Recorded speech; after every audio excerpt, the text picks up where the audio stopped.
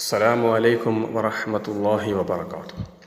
അല്ലാഹുമ്മ സ്വല്ലി അലാ സയ്യിദിനാ മുഹമ്മദിനിൽ ഫാത്തിഹി ലിമാ ഉഗ്ലിഖ വൽ ഖാതിമി ലിമാ സബഖ നാസിറിൽ ഹഖ് ബിൽ ഹഖ് വൽ ഹാദി ഇലാ സിറാതിക്കൽ മുസ്തഖീം വഅലാ ആലിഹി ഹഖ ഖദ്രിഹി വമിഖ്ദാരിഹിൽ അദീം.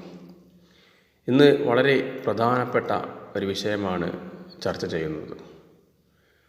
നമുക്കൊക്കെ അറിയാം, കണ്ണേർ എന്നത് വളരെ നാശം വിതക്കുന്ന ഒരു സാധനമാണ്.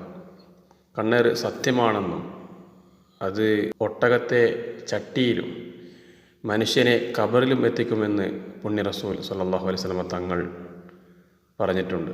അത്രയും പവർഫുള്ളായ ഒരു സാധനമാണ് കണ്ണേർ എന്ന് പറയുന്നത്. ആ കണ്ണേറിൽ നിന്നും രക്ഷ കിട്ടാൻ ഒരുപാട് വഴികളും നബി സല്ലല്ലാഹു അലൈഹി വസല്ലം തങ്ങൾ പറഞ്ഞു തന്നിട്ടുണ്ട്. കണ്ണേർ എന്നത് ജീവിതം തന്നെ കുഴപ്പത്തിലാക്കുന്ന ഒരു കാര്യമാണ്. നമ്മുടെ സന്തോഷത്തെ ഇല്ലാതാക്കാൻ കണ്ണീറിന് കഴിയും.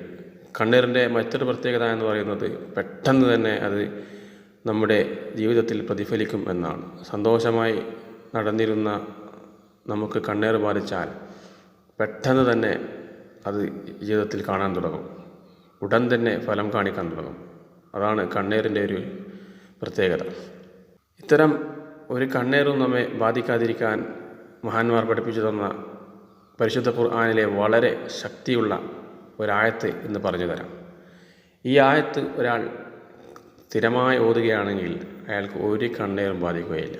മാത്രമല്ല, കണ്ണീർ തിരിച്ച് വെക്കുന്ന ആളിലേക്ക് തന്നെ തിരിച്ചടിക്കാൻ ഇതൊരു കാരണമാണ്.